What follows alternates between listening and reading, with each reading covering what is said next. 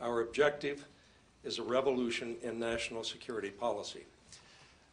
That summarizes what our project is, and it's based on about 3 principles. First of all, that fear is not a basis for national security policy. Second, we do not believe one party or the other can or should try to own the mandate of national security for this great country. And 3, we also believe in this new century that national security will have new meanings and broader meanings than it did as recently as a few years ago. Ladies and gentlemen, on 9/11 we were victimized twice. 19 hijackers victimized us, and then we victimized ourselves. In our fear and our anger, we turned that snarling face to the world. We feel now, the Republicans and the Democrats who are assembled here with you today, that it's time to sort of recalibrate and reset. Making foreign policy in a democracy requires that people really have facts and understand what the reality of the choices are. Those facts have been obscured, or in some cases, people have been misled.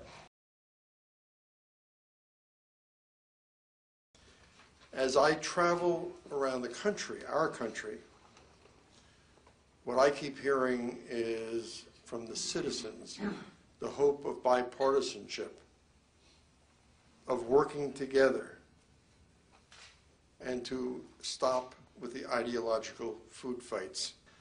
That's why I think the work of the American Security Project is in fact so important, to forge a bipartisan consensus with respect to the security strategy we need for the 21st century, and also to try to build across the country a better understanding of the choices, because in the end, our ability to prosecute any strategy is going to depend on the American people's understanding of what that strategy is.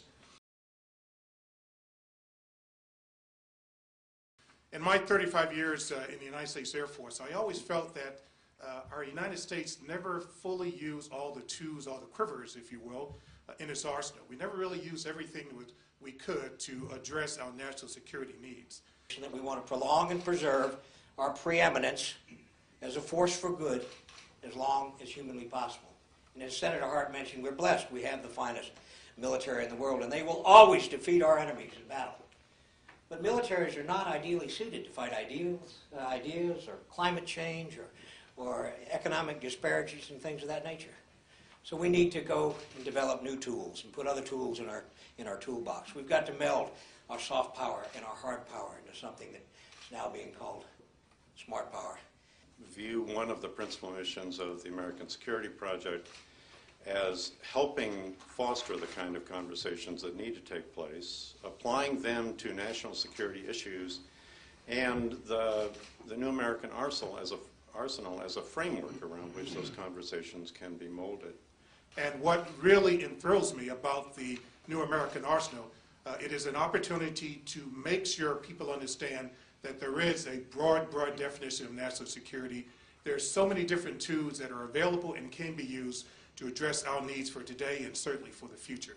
At the end of the day, if we want to regain our moral standing in the world, and this citizen certainly does, we've got to, again, remember the words of Ronald Reagan when he talked about the image of the United States being a shining city on a hill, and not have the image of the United States be Abu Ghraib or Guantanamo.